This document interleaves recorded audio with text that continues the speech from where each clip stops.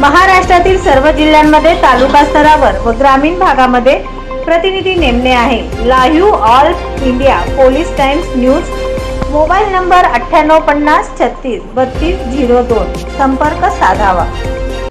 November अखेर सोलापूरहून विमानाचे उड्डाण, विमान सेवा परवान्याचा 15 दिवसात प्रस्ताव। सप्टेंबर अखेरीस DGCAचे पथक सोलापुरात, अंतिम पाहणीनंतर मिळेल परवानगी। सोलापूरच्या होडगी रोड विमानतळावरून विमानसेवा सुरू करण्यासाठी आता उच्चस्तरीय हालचाली सुरू झाल्या आहेत। केंद्रीय नागरी विमान वाहतूक राज्यमंत्री मुरलीधर मोहोळ यांनी काही दिवसांपूर्वी दिल्लीत अधिकाऱ्यांसमवेत बैठक घेतली होती। त्यानंतर आता विमानसेवेच्या परवान्यासाठी प्रस्ताव तयार केला जात असून 15 सप्टेंबरपर्यंत तो प्रस्ताव डायरेक्टोरेट जनरल ऑफ सिव्हिल एव्हिएशनकडे DGCA पाठविला जाणार आहे। सोलापूर जिल्ह्यात महामार्गाचे कनेक्टिव्हिटी वाढल्यानंतर स्मार्ट सिटीतील सोलापूरकरांना आता विमानसेवेची प्रतीक्षा आहे। पुणे मुंबईतील MIDC हाऊसफुल झाल्यानंतर सोलापूर शहर जिल्ह्यात उद्योग वाढीला मोठा वाव आहे। पण येथे IT कंपन्या नाहीत, मोठ्या प्रमाणावर रोजगार देणारे व अपेक्षा पूर्ण करणारे नवीन उद्योग नाहीत।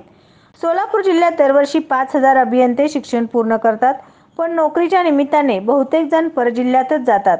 दरम्यान आता सोलापूर जिल्ह्यात कासेगाव, कुंभारी, मोडणी अतिरिक्त चिंचोली या ठिकाणी नवीन MIDCचा प्रस्ताव आहे।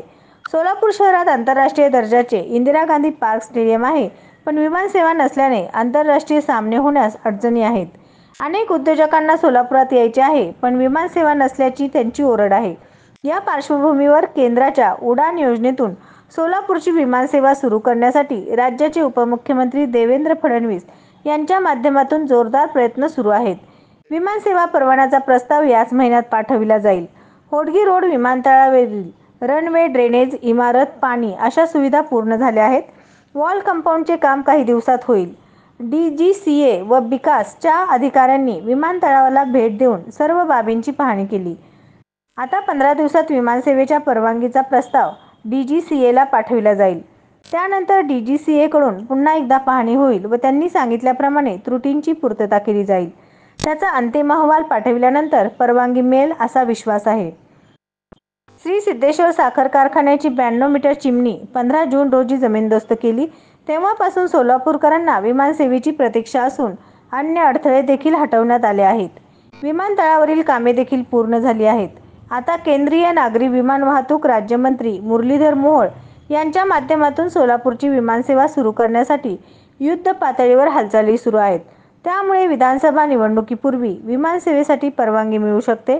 त्यानंतर नोव्हेंबर अखेर विमानसेवा सुरू होईल अशीच सर्वांनाच आशा आहे।